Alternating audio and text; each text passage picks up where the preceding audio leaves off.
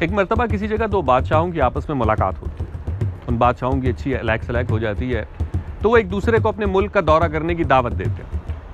پہلا بادشاہ اس میں پہل کرتا ہے اور وہ دوسرے بادشاہ سے کہتا ہے کہ آپ اگلے ہفتے میرے ملک کا دورہ کریں۔ دوسرا بادشاہ جب پہلے بادشاہ کے ملک پہنچتا ہے تو وہ دیکھتا ہے کہ بہت خوبصورت ملک ہے، بہت زرخیز ملک ہے، لوگ کام کر رہے ہیں، اس کا استقبال بھی بہت زبردست کیا جاتا ہے، بڑی مہمان نوازی سے ساری قوم پیش آتی ہے، کوئی اس کی چپل اٹھا رہا ہے، کوئی اس کے لیے دسترخوان لگا رہا ہے، کوئی اس کے ہاتھ دھلا رہا ہے، کوئی کھانا پیش کر رہا ہے۔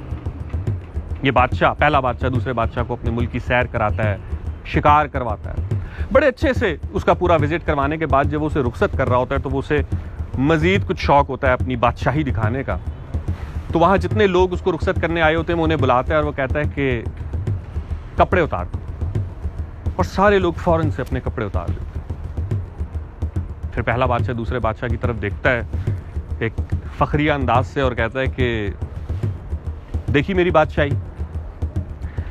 دوسرا بادشاہ امپریس ہو جاتا ہے، وہ کہتا ہے ٹھیک ہے، اگلے ہفتے تم میرے ملک کا دورہ کرو۔ اب اگلے ہفتے پہلا بادشاہ دوسرے بادشاہ کے ملک جاتا ہے تو وہ دیکھتا ہے اس کا ملک بھی کافی بڑا ہے، بہت زرخیز ہے، لوگ کام کر رہے ہیں، اور اس کا استقبال بھی اتنے ہی اچھے طریقے سے پرتپاک انداز میں کیا جاتا ہے، مہمان نوازی کا مظاہرہ کیا جاتا ہے۔ یہ بادشاہ اس کو اپنے ملک کی سیر کراتا ہے، کہیں لے کے جاتا ہے اور کہیں نہیں لے کے جاتا ہے۔ لیکن پہلے بادشاہ کو کچھ کمی سی محسوس ہو رہی ہوتی ہے، وہ کچھ خاص متاثر نہیں ہوتا دوسرے بادشاہ سے۔ جب یہ جانے لگتے ہیں تو دوسرا بادشاہ وہاں کھیتوں میں ایک بوڑھا کمزور شخص کام کر رہا ہوتا ہے، تو وہ اس کو آواز دیتا ہے کہ یہاں آؤ۔ جو بوڑھا شخص ان دونوں بادشاہوں کے سامنے آتا ہے تو دوسرا بادشاہ اسے کہتا ہے کہ اپنے کپڑے اتارو۔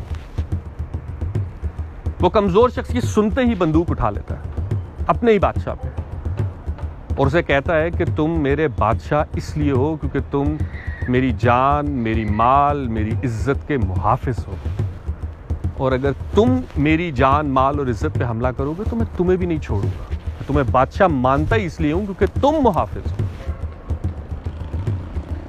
دوسرا بادشاہ پہلے بادشاہ کی طرف اشارہ کرتا ہے اور کہتا ہے دیکھی میری بادشاہی۔ تو بڑا مایوس ہوتا ہے، وہ کہتا ہے کیا بادشاہی، تمہارے اوپر تمہاری رعایا کے ایک کمزور شخص نے بندوق نکال لی اور تم کہہ رہے ہو کیسے دیکھی میری بادشاہی۔ تو پھر دوسرا بادشاہ اس پہلے بادشاہ کو کہتا ہے کہ تم جن پہ راج کرتے ہو وہ بیچارے بھوکے، مجبور، مفلس لوگ ہیں، اور میں جن پہ راج کرتا ہوں وہ خود راج کرنے کے اہل ہیں۔ یہ فرق ہے تم میں اور مجھ میں، جا کے دیکھو کہ تم کن پہ راج کر رہے ہو اور میں کن پہ راج کر رہا ہوں۔ ہمیں آئے دن ٹی وی سے، اخبارات سے، سوشل میڈیا سے، ٹویٹر سے پتہ چلتا رہتا ہے کہ پاکستان کے سارے مسائل کی وجہ یہ قوم ہے، اس خطے میں بسنے والے عوام ہیں۔ عوام جاہل ہے، عوام انتہا پسند ہے، عوام کو کچھ پتہ ہی نہیں، اور کوئی یہ نہیں بات کرتا کہ صدیوں سے اس خطے میں بسنے والے لوگوں کے فیصلوں کا اختیار کیا یہاں کے لوگوں کے ہاتھ میں ہی ہے۔ یا تو ہو نا کہ ہم اپنے سارے فیصلے خود کرتے ہوں تو ہم کہیں ہاں بھائی ٹھیک ہے، ہم ذمہ دار ہیں، ہم نے بہتری نہیں کی۔ لیکن اگر فیصلوں کا اختیار ہمارے بجائے کسی اور کے ہاتھ میں ہے تو ان سے کس نے پوچھنا ہے؟ پھر کتنے آرام سے لوگ کہہ دیتے ہیں یار قوم کی معاشی حالت بدلنی پڑے گی، قوم کے لوگ بڑے غریب ہیں۔ ہم غریب ہیں، ہم جو صدیوں سے لٹنے کے بعد، صدیوں کی کرپشن، صدیوں کی مکاری، غداری، لوٹ کھسوٹ جھیلنے کے بعد بھی آج نہ صرف خود سروائیو کر رہے ہیں بلکہ اس طبقے کو بھی پال رہے ہیں جو ہمیں لوٹ رہا ہے۔ ہم غریب ہیں، ہماری غریبی میں، ہماری غربت میں ہمارا قصور ہے۔ جوڈیشری کے لوگ، لائر کمیونٹی کے لوگ بڑے آرام سے باہر آ کے کہتے ہیں کہ یار انصاف نہیں مل رہا، سسٹم انصاف نہیں ہونے دے رہا۔ تو بھیا آپ کی ذمہ داری تھی نا انصاف دینا، اور اگر آپ سسٹم میں بیٹھ کے عوام کے لیے کام نہیں کر سکتے، مان لیا جوڈیشری میں رہ کے آپ کو بہت سارے مسائل ہیں کہ آپ انصاف نہیں دے پا رہے، تو چھوڑ دیں۔ آپ 30 سال کی نوکری کیوں کر رہے ہیں، تنخواہ کیوں لے رہے ہیں، پینشن کیوں لے رہے ہیں، وہ ساری پرکس اینڈ پریویلیجز، وہ رسپیکٹ، وہ احترام کیوں سمیٹ رہے ہیں جبکہ آپ وہ کام ہی نہیں کر رہے جو آپ کے ذمہ ہے؟ یہ تو آپ کو انصاف دلانے کے لیے آپ کو یہ سب چیزیں دی جا رہی ہے نا۔ جب آپ انصاف ہی نہیں دے رہے تو آپ اس چیز کے حقدار ہی نہیں ہیں، آپ چھوڑ دیں نا۔ سب کو پتا ہے کہ اس ملک میں لوگوں کے مسائل کی اصل وجہ سسٹم ہے، تو سسٹم کے کچھ لوگ متاثرہ ہیں اور کچھ لوگ بینیفیشری، اکثریت بلکہ متاثرہ ہے۔ آپ سسٹم کے بینیفیشری ہو کے سسٹم کے متاثرہ لوگوں کو, وکٹمز کو کہیں گے کہ وہ ذمہ دار ہیں اپنی بدحالی کے. ایک آرٹسٹ اٹھتا ہے, وہ بڑے آرام سے اس سے آپ سوال کریں کہ بھئی آپ اچھا کانٹینٹ کیوں نہیں بنا رہے, لوگ یہی دیکھنا چاہتے ہیں. لوگوں کا ٹیسٹ اگر برا ہے تو لوگوں کا ٹیسٹ کس نے بنانا تھا؟ آپ نے. ہمارے علماء و مشائخ چندہ بھی لیتے ہیں, عزت بھی لیتے ہیں, گدیاں بھی سنبھالی ہوئی ہیں, اتنے ان کے پروٹوکولز ہیں, اور یہ تقریروں میں کیا کہتے ہیں؟ معاشرے میں گناہ پھیل گیا, عوام خدا سے دور ہو گئی ہے, دین سے دور ہو گئی ہے, تو ان کو قریب کس نے لانا تھا؟ آپ نے.